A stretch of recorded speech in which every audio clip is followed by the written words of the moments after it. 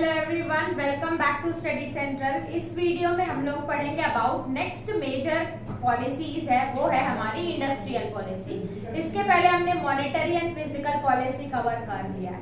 Last सबसे बात देखते हैं कि मीनिंग क्या होती है इंडस्ट्रियल पॉलिसी की। इंडस्ट्रियल पॉलिसी यानी कि अगर जो भी जितनी भी इंडस्ट्रीज है वो लोग कैसे ट्रांजैक्शन कर रही है, उनके रूल्स एंड रेगुलेशन क्या है, ट्रेडिंग कैसे कर रही है, प्लस क्या क्या मैन्युफैक्चर किया जाता है। यानी कि इंडस्ट्रीज के लिए जितने भी रूल्स एंड रेगुलेशन है, चाहे वो सेटअप से लेके क्लोजर हो, वो सारा इंडस्ट्रियल पॉलिसी डील करती है। तो देखते हैं क्या है इसकी मीनिंग। यानी कि ये भी एक फॉर्मल डिक्लेरेशन है ऑफ गवर्नमेंट ने एक फॉर्मल डिक्लेरेशन दी है made in contest of industries. किसके लिए? सारी इंडस्ट्रीज के लिए, which were comprehensive and covers all those principles। यानी कि बहुत सारी एक्टिविटी करती हैं और सारे प्रिंसिपल कवर कर रही हैं।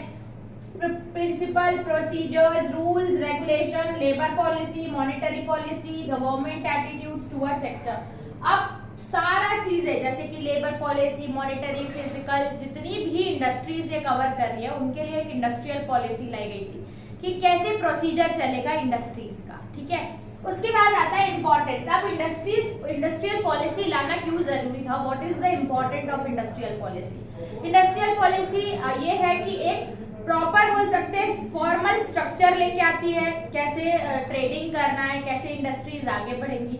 इसके साथ साथ एम्प्लॉयमेंट जनरेट करती है, प्लस इकोनॉमी को हेल्प करती है, नंबर ऑफ इंडस्ट्रीज इंक्रीज करती है। तो बहुत सारी हो सकती है। सबसे पहले लिखा है help in for clear plan. जैसे कि मैंने बताया कि वन क्लियर प्लान दे देते हैं इंडस्ट्रियल डेवलपमेंट के लिए। एक ही पॉलिसी है, सब लोग रूल्स फॉलो करेंगे तो ये डेवलपमेंट के लिए क्लियर प्लान। फिर helps in increasing production and productivity. अब बहुत सारी बातें इंडस्ट्रियल पॉलिसी में ऐसी मेंशन होती है जो कि हेल्प करती है हमारे इंडस्ट्रियल प्रोडक्शन और प्रोडक्टिविटी को इंक्रीज करने के लिए। फिर आता है helps in maintaining regional imbalance. यानी कि इंडस्ट्रियल पॉलिसी में ये लिस्टेड है कि अगर बैकवर्ड एरियाज में इंडस्ट्रीज ओपन की जाती है तो उनको बहुत सारी सब्सिडीज और कंसेशन मिलेंगे। तो इसीलिए ये रीजन वाइज इम्बैलेंस जो रहता है वो भी हटाती है।